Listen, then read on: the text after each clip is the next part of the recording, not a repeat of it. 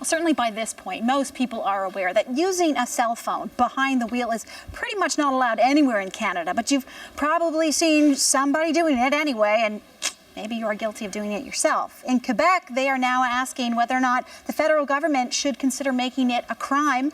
Stephanie Mercier joins me now with more on this story. Stephanie.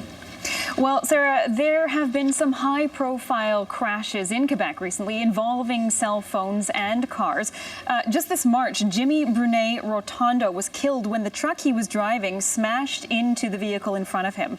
He left behind a pregnant girlfriend who told CBC today that her now newborn son will never meet his father, but that they think about him all the time. Quebec's coroner, who was investigating this crash, says that he believes that the man was using a phone while driving at the time of the crash. And in his report, he's calling for stricter penalties, like a criminal charge if you use a phone while behind the wheel and it results in injury or death. Have a listen. The use of the cell phone while driving is too common. Okay, it is a plague.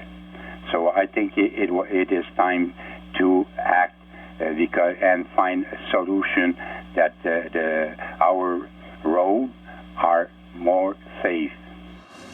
Now, the coroner says that there were 2 other fatal crashes recently in the same area where this man was killed. And Quebec's transport minister is now asking Ottawa to analyze the issue to decide if texting and driving should or could become a crime. And Stephanie, certainly there are efforts underway and even laws in place to try and crack down on this already. Yes, absolutely. And so far, most regions have been trying to combat this issue with sort of a two-pronged strategy. That would be fines and penalties on one side and education on the other. Now, let's start with the education piece first. Have a look at this video that the Ontario government has recently produced.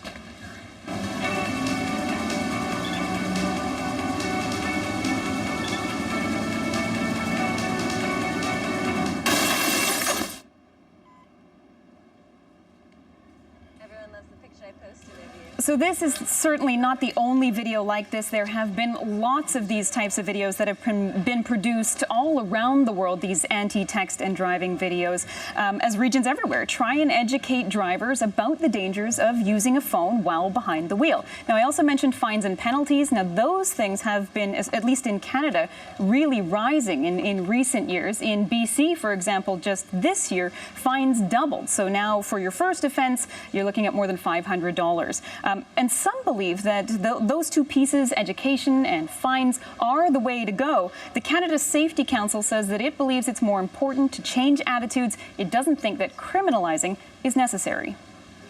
Well, intuitively, it doesn't sound like a bad idea on the surface, but it's very much overkill. One thing to consider in this kind of situation is that there's already a part of the criminal code that addresses dangerous driving. Section 249 deals with that specifically.